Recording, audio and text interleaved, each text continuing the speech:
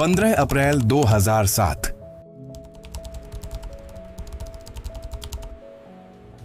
जल्दी चलो वरना वो भाग जाएगा। दोस्तों, एक इंडियन लड़का जो दिल्ली में बैठकर दिल्ली के ही एक बड़े बैंक को लूट लिया। और ये कहानी कोई बनावटी नहीं बल्कि 15 अप्रैल 2007 की असली घटना है। उस लड़के ने अपने छोटे से लैपटॉप से सिर्फ कुछ मिनटों में पूरे 200 करोड़ रुपए गायब कर दिए। लेकिन हैरानी की बात, किसी को आज तक पता ही नहीं चला, ना ही किसी न्यूज में आया, क्योंकि बैंक वाले, पुलिस अफसर और कुछ नेता सबने मिलकर इस राज को रातों रात दबा दिया ताकि बैंक का नाम खराब ना हो, नहीं तो उस बैंक को सील कर दिया जाता। लेकिन आज मैं आपको पूरा सच दिखाने जा रहा हूं कि आखिर उस लड़के ने टेक्नोलॉजी का इतना बड़ा खेल कैसे खेला, उसने बैंक की सिस्टम को कैसे तोड़ा। आइए 2D एनिमेशन के साथ समझते हैं। दिल्ली की तंग गलियों में रहने वाला 19 साल का जैन अकबाल देखने में बिल्कुल आम लड़का लगता था। पतला शरीर, सिंपल टी शर्ट, हाथ में पुराना मोबाइल और हंसते वक्त आंखों के कोनों में हल्की लकीरें। लेकिन उसके अंदर ऐसा दिमाग छुपा था जिसकी बराबरी बड़े बड़े टेक प्रोफेशनल भी नहीं कर सकते थे। उसकी छोटी सी 2 कमरे वाली रेंट पर ली फ्लैट की खिड़की हमेशा बंद रहती थी, जैसे अंदर कोई ऐसी चीज पल रही हो जिसे दुनिया नहीं समझ सकती। उसके कमरे में टेबल पर 2 लैपटॉप एक साथ चलते रहते, मॉनिटर पर कोड की तेज रफ्तार लाइनें भागती रहती और उसके दिमाग में दुनिया के सिस्टम ऐसे घूमते जैसे बाकी लोग गेम खेलते हैं। बचपन में जब बाकी बच्चे कार्टून देखते थे, जैन पुराने इलेक्ट्रॉनिक खिलौनों को खोल कर देखते कि इनके अंदर क्या मशीन चल रही है, कौन सी वायर कहां जाती है, क्या किससे जुड़ता है। किसी ने उसे सिखाया नहीं था, पर वो खुद सिस्टम को समझने लगा था। उसकी दोस्त मंडली, आयान, समीर और तुषार, ये लोग उसे बस एक शांत सा लड़का मानते थे जो हमेशा लैपटॉप में लगा रहता है। पर उन्हें नहीं मालूम था कि उसी लैपटॉप में एक ऐसा दिमाग काम कर रहा है जो हर रात किसी न किसी बड़े डिजिटल स्ट्रक्चर की धड़कनों को सुनता रहता है। जैन दिन में बिल्कुल आम लगता। मोहल्ले के बुजुर्ग उसे देखकर बोलते, अरे ये बच्चा बहुत शरीफ है, इंट्रोवर्ट है, पढ़ाई करता होगा। पर किसी को पता नहीं था कि रात होते ही वही चुप रहने वाला लड़का अपने कमरे की लाइट मध्यम करके स्क्रीन पर झुका बैठा दुनिया के बड़े बड़े सिस्टम्स का बिहेवियर पढ़ता है। जैसे डॉक्टर मरीज के दिल की धड़कन सुनता है। उसके लिए कंप्यूटर मशीन नहीं, दोस्त थे। कोड उसके लिए भाषा थी और डेटा उसके लिए कहानी। एक ऐसी कहानी जिसमें वो असली दुनिया से कहीं ज्यादा रोमांच पाता था। वह किसी भी वेबसाइट पर जाता तो यूजर की तरह नहीं सोचता। वो यह सोचता कि यह वेबसाइट अपनी सुरक्षा कैसे संभालती है, किस टाइम उसका सर्वर स्लो होता है, किस समय डेटा सबसे ज्यादा मूव करता है, कहां कोई छोटी सी गलती छुपी है जो किसी को नजर नहीं आती। एक बार उसने सिर्फ मजे मजे में एक बड़े बैंक की पब्लिक वेबसाइट खोली और सिर्फ देखने लगा। न तो उसे चोरी करनी थी, न किसी सिस्टम को छूना था। बस एक जिज्ञासा थी कि इतने बड़े सिस्टम कैसे काम करते हैं। और उसी जिज्ञासा में उसने ऐसी बात नोट की जो शायद उस बैंक के इंजीनियरों ने भी कभी गौर नहीं की थी। सर्वर टाइम स्टैम्प कभी कभी 1 सेकंड आगे बढ़ जाता था और फिर वापस आता था। दुनिया के लिए यह मामूली ग्लिच था, पर जैन के लिए यह ऐसा था जैसे अंधेरे कमरे में एक दरवाजा अचानक हल्का सा खुला दिख जाए। उसके चेहरे पर पहली बार एक खतरनाक किस्म की मुस्कान आई, बहुत हल्की पर बहुत गहरी, जैसे दिमाग के अंदर कोई चिंगारी फट चुकी हो। उसके दोस्त उस रात भी आए थे उसे बुलाने। अरे चलो आज इंडिया गेट घूमते हैं। वाह। पर जैन ने स्क्रीन से नजर नहीं हटाई और सिर्फ इतना बोला, मुझे कुछ समझ आ रहा है, तुम लोग जाओ। उसके दोस्तों ने मजाक उड़ाया, तू साइंटिस्ट बन जाएगा एक दिन। पर उन्हें नहीं पता था कि जैन साइंटिस्ट नहीं, सिस्टम को पढ़ने वाला मैजिकियन था। ऐसा मैजिकियन जो हाथों से खेल नहीं दिखाता था बल्कि लॉजिक से खेलता था। उस रात जब पूरी दिल्ली सो रही थी और सड़कें शांत थीं, जैन की आंखों में सिर्फ स्क्रीन का नीला उजाला था और उसकी उंगलियां कीबोर्ड पर ऐसे चल रही थीं जैसे कोई पियानो बजा रहा हो। और फिर अचानक स्क्रीन पर एक डेटा ग्राफ उभरा। नॉर्मल आंख इसे समझ भी ना पाए, पर जैन सिर्फ 5 सेकंड में समझ गया कि सिस्टम का हार्ट बीट कहां गड़बड़ा रही है। उसने एक कागज पर बड़ा सा गोल घेरा बनाया और धीमी आवाज में फुसफुसाया, मिल गया। वो क्या मिला था दुनिया को नहीं मालूम, उसके दोस्तों को नहीं मालूम, मोहल्ले को नहीं मालूम। और उस दिन, उसी रात, उसी स्क्रीन की चमक के नीचे दिल्ली का वो शांत, मासूम सा दिखने वाला लड़का जैन अकबाल पहली बार पूरे आत्मविश्वास के साथ अपने आप से बोला, अब खेल शुरू होता है। और उसी पल उसकी किस्मत भी बदलने लगी और आने वाले समय में पूरी दिल्ली का नाम भी। अगले 3 दिन वह जैसे किसी और दुनिया में खो गया। वह खाना भूल गया, दोस्तों के फोन काट दिए, घर वालों से बस इतना कहा कि कॉलेज का प्रोजेक्ट है, लेकिन असल में उसके कमरे में चल रहा था भारत के सबसे हाईटेक बैंकिंग नेटवर्क का एक अदृश्य एक्स-रे। वह किसी सिस्टम को तोड़ने नहीं निकला था, पर उसे समझने में जो नशा था वह उसे घंटों तक स्क्रीन से चिपकाए रखता। उसने सर्वर लेटेंसी ग्राफ्स निकाले, रिक्वेस्ट रिस्पॉन्स पैटर्न्स ऑब्जर्व किए और धीरे धीरे उसे समझ आने लगा कि इस बैंक का डिजिटल हार्ट किस तरह धड़कता है। कब तेज धड़कन होती है, कब धीमी, और सबसे ज्यादा दिलचस्प यह कि कब धड़कन एक पल के लिए रुक जाती है। और उस एक पल में छिपा था वह ग्लिच जिसे देखने की क्षमता सिर्फ उसी में थी।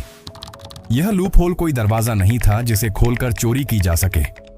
यह ऐसा था जैसे पूरा किला मजबूत है, लेकिन एक ईंट हल्की हिल रही है। बाकी दुनिया उस ईंट को कभी नोटिस नहीं करती, लेकिन जैन की नजर वही थी जो दूसरों को नजर नहीं आता। उसने कभी ना सोचा था कि यह उसकी जिंदगी बदल देगा, पर क्यूरियोसिटी धीरे धीरे ऑब्सेशन बनती चली गई। उसने उस ग्लिच को सिर्फ ऑब्जर्व किया, बिना छुए, लेकिन जितना ऑब्जर्व करता उतना समझ आता कि सिस्टम इंटरनली अपने ही लॉग्स को 1 सेकंड के लिए ओवरराइट करता है। 1 सेकंड जो आम इंसान के लिए जीरो वैल्यू है, पर डिजिटल वर्ल्ड में वो 1 सेकंड ऐसा होता है जैसे रेत के तूफान में एक कण अचानक गायब हो जाए। और फिर वह दिन आया जब जैन को पहली बार एहसास हुआ कि उसका दिमाग कितनी खतरनाक चीज देख चुका है। उसने अपनी कुर्सी से पीछे झुककर सीलिंग को देखा और धीरे से कहा, अगर यह मिस्टेक बार बार हो सकती है तो इसका मतलब है कि बैंक खुद अपने 1 सेकंड को रिकॉर्ड नहीं करता। और उसी पल उसके अंदर कुछ जगह रॉबर नहीं, हैकर नहीं, बल्कि एक ऐसा मैथमेटिशियन जो पैटर्न्स के अंदर पैटर्न्स देखता है। उसने कैलकुलेशंस की, थ्योरीज बनाई और हर बार रिजल्ट एक नई चौंकाने वाली दिशा में जाता।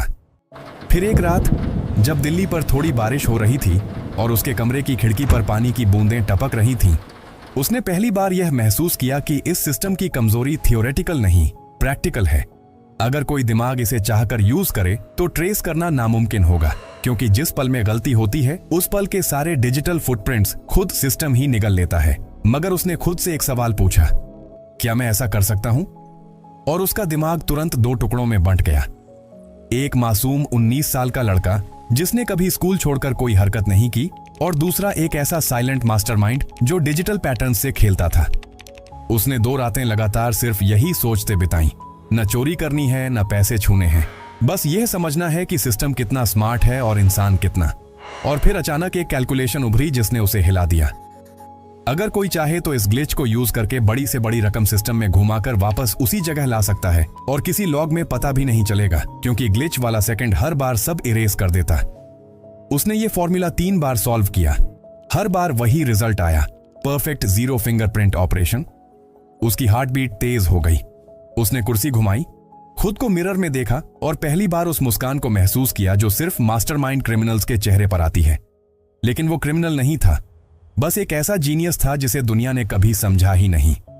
उसने सोचा, अगर कोई चाहे तो 200 करोड़ तक राउट कर सकता है बिना सिस्टम के जानने के। उसके दिमाग ने पहली बार उस पॉसिबिलिटी को शेप दी कि एक परफेक्ट स्कैम एग्जिस्ट कर सकता है जो न बैंक पता कर सके, न पुलिस, न साइबर सेल्स, क्योंकि एविडेंस ही नहीं होगा। नहीं, वह इसे करने नहीं जा रहा था, लेकिन यही थॉट उसे नींद नहीं आने दे रही थी। अगले दिन उसने खुद को टेस्ट करने के लिए पूरी हाइपोथेटिकल प्लानिंग की। कैसे कोई पैसे को गोस्ट अकाउंट में भेजे, फिर वहां से दूसरे चेन में, फिर ग्लिच सेकंड का फायदा उठाकर उसे इनविजिबल बना दे। सिर्फ थ्योरी, लेकिन थ्योरी इतनी परफेक्ट थी कि वह खुद डर गया। उसकी सांसें हैवी हो गईं और उसने लैपटॉप बंद कर दिया, जैसे कोई बहुत डरावना राज पकड़ लिया हो।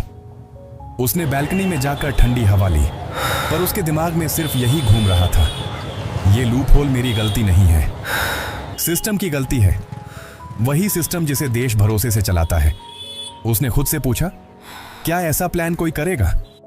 और अंदर से एक धीमी आवाज आई, अगर किसी को पता चल गया तो करेगा। और तब उसे महसूस हुआ कि वह एक ऐसी चीज के ऊपर बैठा है जो आग की तरह है, रोशनी भी दे सकती है और जला भी सकती है। वह वापस कमरे में आया, फिर लैपटॉप खोला और उस लूप होल को आखिरी बार ऑब्जर्व किया। और इस बार उसने उसे अलग नजर से देखा, जैसे कोई साइंटिस्ट अपनी खोज को पहली बार वेपन की तरह पहचान लेता है। उसके होंठ धीरे से हिले। 200 करोड़, 0 ट्रेस। अगर दुनिया जान जाए कि यह संभव है तो केओस मच जाएगा। यही सोच उसके अंदर एक गहरा कंपा देने वाला थ्रिल भर रही थी। न ग्रीड, न पैसा। बस ये रियलाइजेशन कि उसके दिमाग ने कुछ ऐसा समझ लिया है जिसे समझने की क्षमता शायद देश भर में 10 लोगों में भी ना हो। उस दिन के बाद जैन की आंखों में एक नया कॉन्फिडेंस था। उसका चलना, उसका बोलना, उसका बैठना सब बदल गया। अब वह सिर्फ क्यूरियोसिटी वाला लड़का नहीं था, वह एक ऐसा हिडन जीनियस था जिसने बैंकिंग सिस्टम के दिल की धड़कन में छिपी एक ऐसी दरार ढूंढ ली थी जिसका गलत इस्तेमाल दुनिया को हिला सकता था। और उसकी जिंदगी की कहानी यहीं से असली मोड़ लेने वाली थी। क्योंकि नॉलेज डेंजरस होती है, लेकिन मास्टरमाइंड नॉलेज उससे 100 गुना ज्यादा। जैन अकबाल कई दिनों से उस लूप होल को सिर्फ समझ नहीं रहा था, बल्कि उसके आसपास एक ऐसा इनविजिबल जाल बुन रहा था जिसे समझ पाना किसी भी इंसान के लिए नामुमकिन था। क्योंकि यह जाल टेक्नोलॉजी से ज्यादा साइकोलॉजी पर चलता था। लोग कैसे सोचते हैं, सिस्टम कैसे प्रिडिक्ट करता है, कंप्यूटर खुद को कितना सुरक्षित मानता है और किस पल वह सबसे ज्यादा वल्नरेबल होता है, यही सब जैन के दिमाग में एक परफेक्ट हाइस्ट की तरह असेंबल हो चुका था। वह कोई छोटा बच्चा नहीं था कि चोरी का लालच उसे चलाए। उसकी क्यूरियोसिटी इतनी गहरी थी कि वह खुद देखकर समझना चाहता था कि अगर कोई परफेक्ट ऑपरेशन दुनिया में एग्जिस्ट करता हो तो वह आखिर दिखता कैसा है। उसने गोस्ट अकाउंट्स का कॉन्सेप्ट इसीलिए नहीं बनाया कि उनमें पैसे रखें, बल्कि इसलिए कि वह देख सके कि सिस्टम इन्हें पहचान पाता भी है या नहीं। वो अकाउंट्स असली नहीं थे, न किसी इंसान से जुड़े, न किसी आइडेंटिटी से, सिर्फ डिजिटल शैडोज थे, जैसे धुंध में खड़े नकली चेहरों की परछाइयां। एनक्रिप्टेड मनी रूटिंग का आइडिया भी उसके लिए चोरी नहीं था, बल्कि एक तरह का डिजिटल मेज था जिसमें पैसे नहीं, डेटा की मूवमेंट्स घूमती थीं। वह हर मूवमेंट को टेस्ट करता, हर पॉसिबिलिटी को सिमुलेट करता, जैसे कोई साइंटिस्ट प्रयोगशाला में केमिकल रिएक्शंस देखकर प्रिडिक्ट करता है कि एक्सप्लोजन कब होगा। फेक डिजिटल आइडेंटिटीज उसके लिए फेसेस नहीं थे, वे सिर्फ प्लेस होल्डर्स थे, जैसे कोई कथा में काल्पनिक पात्र बनाकर कहानी के फ्लो को समझता है। पूरा ऑपरेशन जैन के दिमाग में ऐसे तैयार था जैसे चेस मास्टर अपनी स्ट्रेटजी तैयार करता है। हर मूव का जवाब पहले से सोचा हुआ, हर खतरे का एस्केप पहले से लिखा हुआ और हर पॉसिबिलिटी का एंड रिजल्ट पहले से कैलकुलेटेड। और फिर वह दिन आया जब उसने खुद को चैलेंज देने का फैसला किया। सिर्फ 10 मिनट का एक टेस्ट, न चोरी न लालच, बस एक एक्सपेरिमेंट जिससे उसे पता चल जाए कि उसकी बनाई हुई मेज काम करती है या नहीं। उसने अपने कमरे का दरवाजा बंद किया, फोन एयरप्लेन मोड पर डाल दिया, लैपटॉप की ब्राइटनेस कम कर दी और नीली स्क्रीन की हल्की रोशनी में उसकी आंखों में एक अजीब सी ठंडक थी। एक ऐसी ठंडक जो किसी क्रिमिनल की नहीं, बल्कि एक ऐसे दिमाग की होती है जो खुद की लिमिट्स टेस्ट करना चाहता है। उसने टाइमर सेट किया 10 मिनट और उसी पल उसकी उंगलियां कीबोर्ड पर ऐसे नाचीं जैसे कोई ट्रेंड पियानिस्ट क्लाइमैक्स पर पहुंचकर तेज तर्रार धुन बजाता है। स्क्रीन पर डेटा की लाइनें दौड़ रही थीं, ग्राफ्स बदल रहे थे, शैडोज मूव कर रही थीं, लेकिन सबसे चौंकाने वाली बात यह थी कि कोई भी मूवमेंट ट्रेसेबल नहीं थी, क्योंकि जिस सेकंड ग्लिच एक्टिवेट होता था उसी सेकंड पूरा पैटर्न दुनिया से गायब हो जाता था। 10 मिनट पूरा होने से पहले ही उसकी स्क्रीन पर एक फाइनल पिंग आया, ऑपरेशन कंप्लीट, और लॉग्स में सिर्फ ब्लैंक टाइम फ्रेम दिखाई दिया, जैसे उस दौरान सिस्टम खुद अनकॉन्शियस हो गया हो। उस रात जैन कुर्सी पर पीछे झुका, आंखें बंद की और गहरी सांस ली, लेकिन उसके चेहरे पर डर नहीं था, बल्कि एक भारी ठंडा कॉन्फिडेंस था, जैसे किसी पहाड़ पर खड़े होकर उसने गहराई को आंखों से नाप लिया हो। उसने तुरंत सब कुछ शट डाउन किया, कोई फाइल सेव नहीं की, कोई ट्रेस नहीं छोड़ा और कमरे से बाहर निकलकर किचन में पानी पिया जैसे कुछ हुआ ही ना हो। अगले दिन मोहल्ला वहीं था, उसके दोस्त वहीं थे, उसकी जिंदगी वहीं थी। वह हंसता भी पहले जैसा ही था, बातें भी पहले जैसी ही करता था, लेकिन उसके अंदर एक ऐसा राज बस चुका था जिसे सिर्फ वही जानता था कि दुनिया के सबसे बड़े डिजिटल सिस्टम्स में भी एक ऐसी धड़कन है जिसे अगर सही दिमाग सुन ले तो वह बिना कुछ छुए, बिना कोई फिंगरप्रिंट छोड़े एक परफेक्ट हाइस्ट कंप्लीट कर सकता है। पुलिस या सिस्टम चाहे जितना खोज लें, उन्हें लॉग्स में सिर्फ वही ब्लैंक सेकंड मिलता, एक ऐसा सेकंड जिसमें दुनिया और डेटा दोनों सो जाते हैं। और जैन अकबाल उस सेकंड को देख चुका था, समझ चुका था और एक बार बिना कोई गलती किए नेविगेट भी कर चुका था। पर सबसे हैरानी वाली बात यह थी कि यह सब होने के बावजूद वह नॉर्मल ही रहा, जैसे कॉलेज का कोई स्टूडेंट असाइनमेंट्स कर रहा हो, जैसे कोई लड़का शाम में दोस्तों के साथ चाय पर हंस रहा हो, जैसे उसकी दुनिया बिल्कुल शांत और सिंपल हो। किसी को नहीं पता था कि एक 19 साल का लड़का अपने छोटे से कमरे में बैठकर वो चीज देख चुका है जिसे दुनिया असंभव मानती है, एक ऐसा हाइस्ट जो हुआ भी और दुनिया के किसी सिस्टम ने उसे होते हुए नोटिस भी नहीं किया।